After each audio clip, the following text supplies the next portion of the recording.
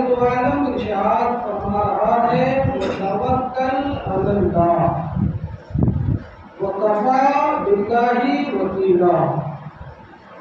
اے محبوب صلی اللہ تعالی علیہ وسلم آپ اللہ پر بھروسہ کیجیے۔ وکفی باللہ وکیلا، اور اللہ بس ہے کام بنانے والا، اللہ کافی ہے کام بنانے والا۔ بہت سامعین کرام، ہمارے اور آپ کی بولی میں یہ بات عام بولی جاتی ہے توکل علی اللہ، اللہ پر بھروسہ رکھو، اللہ پر یقین رکھو۔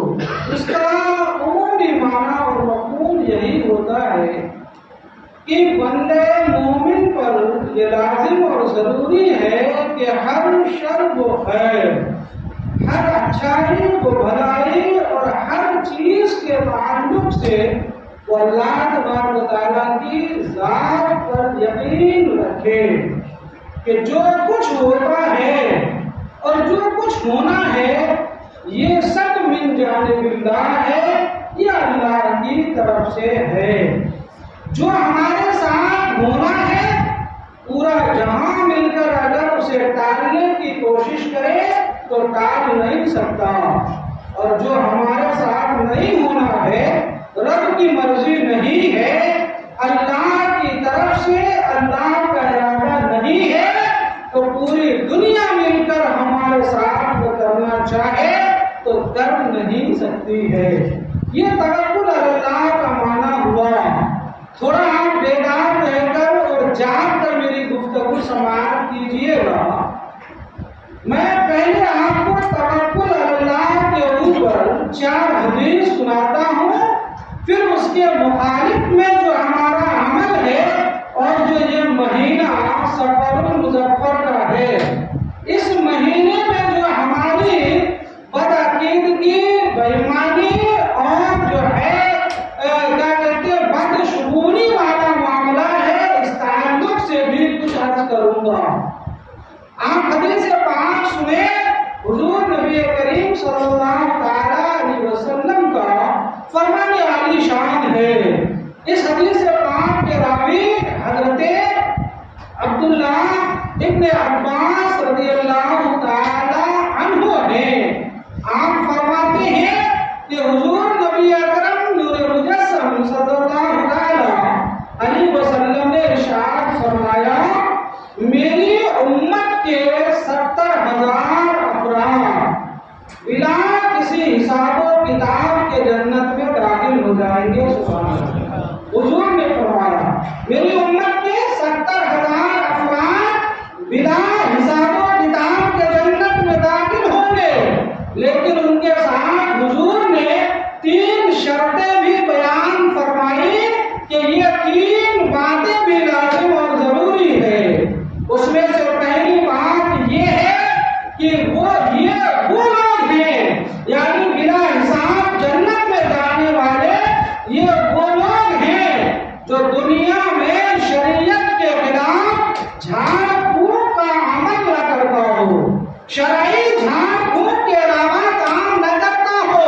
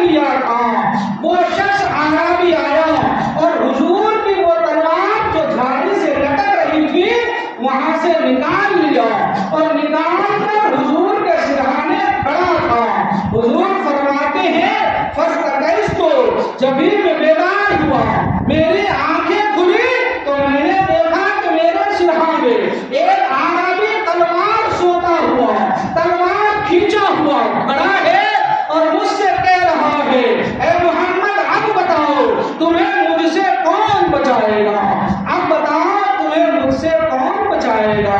جب اس نے مجھ سے کہا کہ تمہیں مجھ سے کون بچائے گا تو میں نے کہا اللہ، مجھے تم سے اللہ بچائے گا۔ اتنا کہنا ہی تھا اس نے اپنی تلوار کو اپنی نیام میں رکھ دیا اور میرے پاس بیٹھ گیا۔ اب فرماتے حضرت عبداللہ ابن جابر کہ حضور کے ساتھ یہ واقعہ ہوا اور دیگر صحابہ بھی آرام کرنے کے لیے ان جھاڑیوں کی تلاش میں منتشر ہو گئے تھے۔ حضور نے سب کو بلایا، جب حضور نے سب کو بلایا تو ہم حضور کی بارگاہ میں پہنچے۔ جب خدمت اقدس میں حاضر ہوئے تو ہم نے اس اعرابی کو دیکھا اور حضور نے سارا واقعہ فرمایا اور فرماتے ہیں کہ دیکھو اب یہ میرے قریب بیٹھا ہوا ہے، لیکن حضور رحمت للعالمین نے اس سے کوئی بدلہ نہیں لیا اور اسے کوئی سزا نہیں دیا۔ معلوم کیا ہوا کہ حضور نبی اکرم نور مجسم صلی اللہ علیہ وسلم نے ہم غلاموں کو یہ درس عظیم فرمایا ہے کہ لوگوں ہر حال میں توکل علی اللہ ہونا چاہیے، اللہ کی ذات پر بھروسہ ہونا چاہیے، اللہ کی ذات پر یقین کامل ہونا چاہیے، اللہ کی ذات پر مکمل اعتماد ہونا چاہیے۔ پڑھیے ایک بات مجھے بات اللہم صلی علی سیدنا مولانا محمد بارک وسلم صلاۃ و سلام علیک یا رسول اللہ، صلاۃ و سلام علیک یا حبیب اللہ صلی اللہ علیہ وسلم۔ اور ایک حدیث پاک حضرت عبداللہ بن مسعود رضی اللہ تعالی عنہما سے مروی ہے، آپ فرماتے ہیں حضور نبی رحمت صلی اللہ علیہ وسلم نے ارشاد فرمایا، حضور نے کیا ارشاد فرمایا؟ حضور نے یہ ارشاد فرمایا کہ بدشگونی اور بدفعالی شرک ہے۔ غور کیجئے گا، بدشگونی اور بدفعالی شرک ہے اور اس کا ہم سے اور ہم لوگوں سے کوئی تعلق اور واسطہ نہیں ہے۔ ہاں بندہ اللہ پر توکل کرتا ہے تو توکل کی وجہ سے اس سے یہ بیماری دور ہو جاتی ہے اور یہ مرض دور ہو جاتا ہے۔ اللہ اکبر۔ بدشگونی اور بدفعالی کو اللہ کے نبی نے شرک فرمایا، یعنی شرک جیسا کام ہے، مشرک جیسا کام ہے، اور اگر اس پر یقین کر لے تو یقیناً انسان مشرک ہی ہو جائے۔ اور ایک حدیث پاک آپ سماعت فرمائے، حضرت انس بن مالک رضی اللہ تعالی عنہ حدیث پاک کے راوی ہیں۔ اللہ کے نبی صلی اللہ تعالی علیہ وسلم نے ارشاد فرمایا، کیا ارشاد فرمایا؟ اس کا مضمون بھی ملتا جلتا ہے کہ اللہ تبارک و تعالیٰ کے اوپر بھروسہ کرو، توکل کرو، اور توکل اللہ کا عالم یہ ہونا چاہیے۔ فرماتے ہیں کہ حضور نے فرمایا جب کوئی بندہ گھر سے نکلتا ہے، چاہے تو آپ یاد کر لیجئے اور نوٹ کر لیجئے، حضور نے فرمایا جب کوئی بندہ گھر سے نکلتا ہے اور کہتا ہے بسم اللہ توکلت علی اللہ لا حول ولا قوت الا باللہ، تو اس سے اللہ کی طرف سے کہا جاتا ہے تمہیں ہدایت دے دیا گیا، تمہاری طرف سے کفایت کر لیا گیا اور تمہیں بچا لیا گیا۔ جب اللہ کی طرف سے اس بندے کو یہ کہا جاتا ہے تو اس کے ساتھ رہنے والا شیطان اس سے دور ہو جاتا ہے اور ایک دوسرا شیطان اس سے کہتا ہے تو بھلا اس سے کیا نقصان پہنچائے گا، کیا نقصان پہنچا سکتا ہے، جبکہ اسے اللہ کی طرف سے ہدایت بھی دے دی گئی، اللہ